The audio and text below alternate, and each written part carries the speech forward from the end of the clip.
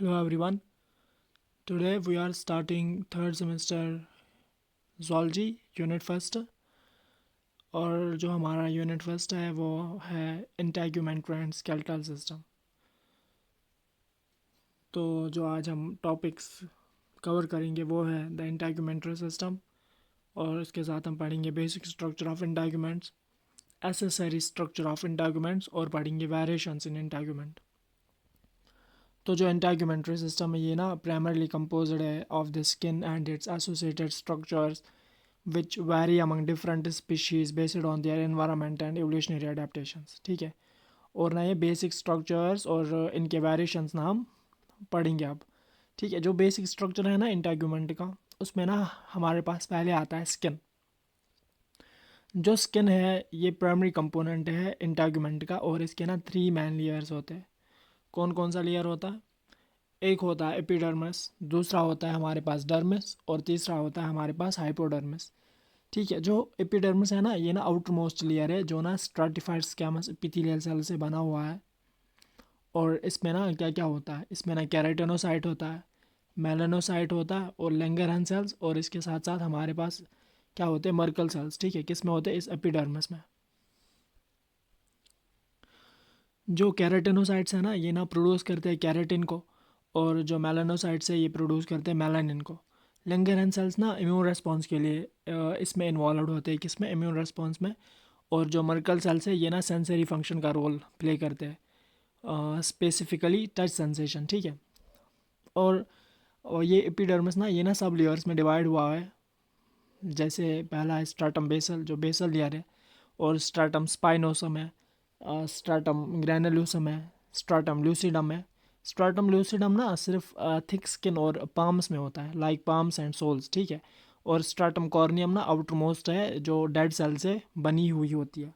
तो ये था हमारा एपिडर्मिस के बारे में। नए से बताता हूँ मैं।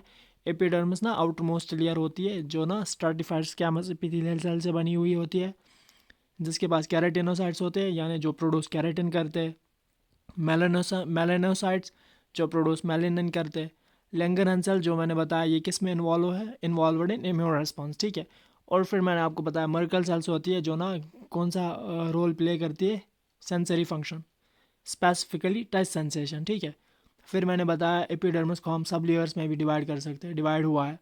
एक है स्ट्राटम बेसल, स्ट्राटम स्पाइनोसम, स्ट्राटम ग्रैनुलोसम और स्ट्राटम ल्यूसिडम। जो स्ट्राटम ल्यूसिडम है ये ना थिक स्किन में होता है। ठीक है, जैसे पाम्स एंड सोल्स। और स्ट्राटम कॉर्नियम क्या है? Outer most composed of dead cells.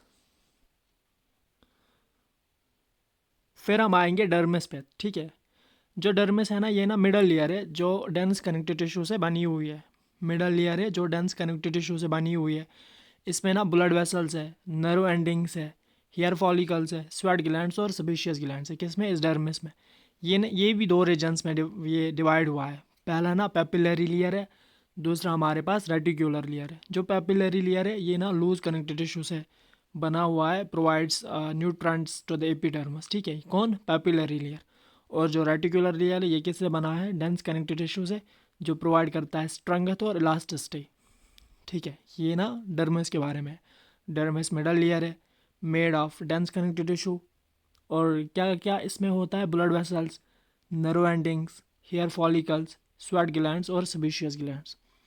और जो डर्मिस है ये भी दो रीजन्स में डिवाइड हुआ है। एक ना पेपिलरी लेयर है जो लूज कनेक्टिव टिश्यू से बना हुआ है, प्रोवाइड क्या करता है? Nutrients to the epidermis. और इसके साथ साथ रेटिकुलर लेयर है जो डेंस कनेक्टिव टिश्यू से बना हुआ है, प्रोवाइड करता है स्ट्रेंथ और इलास्टिसिटी। फिर जो हमारे पास लास्ट है हाइपोडर्मिस। ठीक है, हाइपोडर्मिस ये ना डीपेस्ट लेयर है।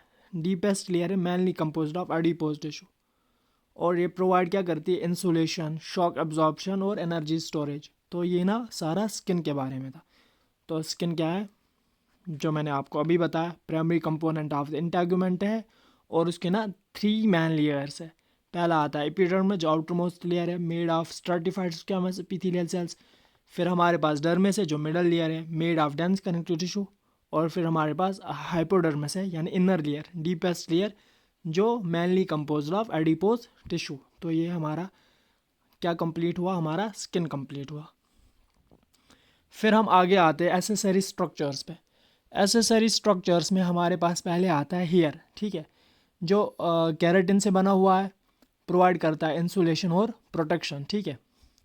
और फिर इसके बाद हम आते हैं नेल्स और क्लाव्स पे। जो नेल्स और क्लाव्स ना, ये भी केराटिन से बने हुए हैं, जो प्रोटेक्ट करते हैं डिस्टल फैलिंग्स को और इन्हांस करते हैं सेंसरी इनपुट, ठीक है। और फिर हमारे पास ग्लैंड्स आते हैं, सेबेशियस ग्लैंड्स, जो प्रोड्यूस करते हैं sebum for lubrication. Sweat glands किसके लिए होते हैं? एड इन थर्मो रेगुलेशन और एक्सक्रीशन। ये हमारे किन में आते हैं? एसेसरी स्ट्रक्चर्स में। तो एसेसरी स्ट्रक्चर्स में क्या आते हैं?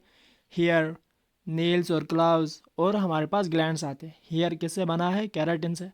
ये नाम जो हमारा नेक्स्ट लेक्चर है उसमें ना थोड़ा सा हम इनके बारे में और पढ़ेंगे, एसेसरी स्ट्रक्चर्स के बारे में, ठीक है। हेयर जो है केराटिन से बना हुआ है, जो प्रोवाइड करता है इंसुलेशन और प्रोटेक्शन। नेल्स जो है या क्लास, ठीक है, कंपोज्ड ऑफ केराटिन, जो प्रोटेक्ट करते हैं डिस्टल फैलिंग्स को और इनहेंस करते हैं सेंसरी इनपुट को। जो ग्लैंड्स हैं ना, ये ना स्पीशियस ग्लैंड्स हमारे पास जो है वो प्रोड्यूस करते हैं सीबम फॉर लुब्रिकेशन। जो स्वेट ग्लैंड्स है वो क्या करते हैं? थर्मो रेगुलेशन और एक्सक्रीशन में ये करते हैं, मदद करते हैं, ठीक है। फिर हमारे पास जो और एक टॉपिक है वेरिएशंस इन इंटेगुमेंट, ठीक है। जो स्ट्रक्चर ऑफ इंटेगुमेंट है ना, ये ना डिफरेंट स्पीशीज़ में वैरी करता है ना, डिफरेंट स्पीशीज़ में वैरी करता है to adopt to their environment and lifestyle, ठीक है। कौन? Variations in integument. The structure of the integument varies widely among different species to adapt to their environment and lifestyle।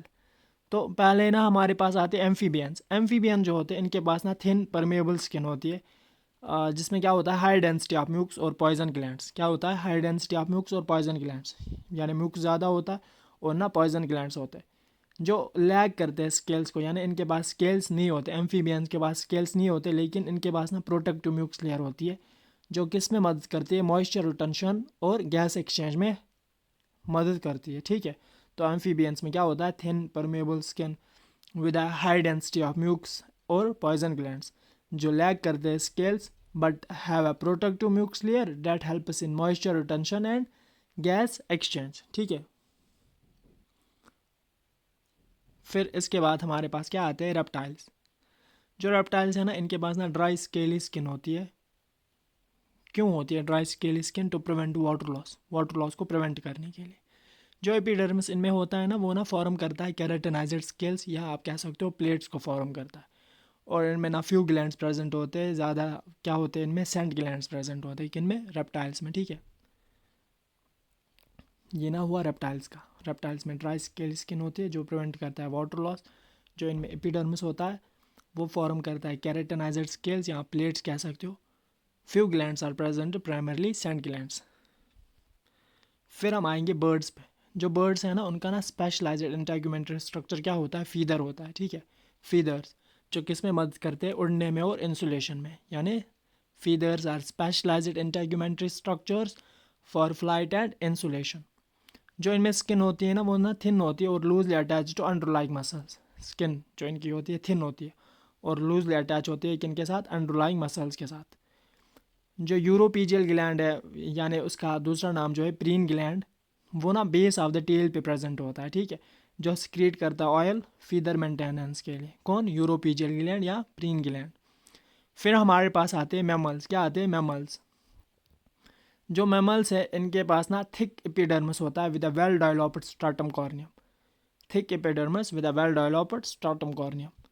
जो इनमें क्या होता है? एक तो हेयर होता है और फर होता है। किनमें? मैमल्स में, for insulation, presence of hair और फर फॉर इंसुलेशन। और वेराइटी ऑफ ग्लैंड्स मैमल्स में प्रेजेंट होते हैं, जैसे स्पीशियस ग्लैंड्स है, स्वेट ग्लैंड्स है और मेमोरी ग्लैंड्स। किन में? मैमल्स में प्रेजेंट होते हैं। तो मैमल्स में थिक एपिडर्मिस होता है with a well developed stratum corneum, presence of hair और फर फॉर इंसुलेशन, और वेराइटी ऑफ ग्लैंड्स प्रेजेंट होते हैं, जैसे स्पीशियस है, स्वेट ग्लैंड्स है, मेमोरी ग्लैंड्स है, ठीक है। ये किसकी बात हुई? मैमल्स के बारे में। फिर हमारे पास आती है फिश। फिर हमारे पास आते हैं फिश। जो फिश है ना, इनकी स्किन किससे कवर हुई होती है? स्केल से, जो डेराइव हुए होते हैं डर्मिस से। और जो म्यूकस ग्लैंड्स होते हैं वो प्रोड्यूस करते हैं एक स्लाइमी कोटिंग को फॉर प्रोटेक्शन और रिड्यूसिंग फ्रिक्शन वाइल स्विमिंग, ठीक है। म्यूक्स ग्लैंड्स प्रोड्यूस करते हैं एक स्लाइमी कोटिंग जो प्रोटेक्शन में एक तो काम आता, जो हमारे पास फ़िश होती है इसके पास ना स्किन किससे कवर हुई होती है, स्केल से, जो डराइव हुआ होता है डर्मिस से, और जो म्यूकस ग्लैंड्स है वो प्रोड्यूस करते हैं स्लाइमी कोटिंग को प्रोटेक्शन के लिए, और रिड्यूस करती है फ्रिक्शन को जब ये स्विम कर रहे होते हैं। फिर जो हमारे पास लास्ट है इनवर्टिब्रेट्स, ठीक है, इंसेक्ट्स या मोलस्कस, ठीक है। इंसेक्ट्स में ना काइटिनस एक्सोस्केलेटन होता है जो प्रोटेक्शन के लिए भी काम आता है और सपोर्ट का भी काम करता है, ठीक है। मतलब दोनों काम करता है, प्रोटेक्शन और सपोर्ट। कौन? काइटिनस एक्सोस्केलेटन जो ना इंसेक्ट्स में होता है। और मोलस्कस जो है उनके पास ना शेल्स होते हैं जो secreted by the epidermis as part of their integument, ठीक है। मोलस्कस में और इनवर्टिब्रेट्स में, इंसेक्ट्स यानी, उनमें क्या होता है, chitinous exoskeleton which serves as both protection and support, और मोलस्कस में shells secreted may have shells secreted by the epidermis as part of their integument। तो ये थे आज के हमारे कुछ टॉपिक्स, और हमने आज इनको कंप्लीट किया। आसान से टॉपिक्स थे, मुश्किल नहीं थे, आसान से टॉपिक्स थे। और जो हमारा कल का लेक्चर होगा उसमें हम एपिडर्मल और डर्मल डेरिवेटिव्स के बारे में पढ़ेंगे, और जो आज हमने पढ़े हेयर वगैरह, नेल्स, क्लाउज, उनको हम थोड़ा और एलॉबरेट करके पढ़ेंगे, ठीक है। और अगर आपको वीडियो अच्छी लगे तो अपने दोस्तों से भी शेयर करें, और फॉलो, लाइक, सब्सक्राइब, हाँ, कर देना, और अच्छे से पढ़ाई करते रहे। मिलते हैं अगले लेक्चर में।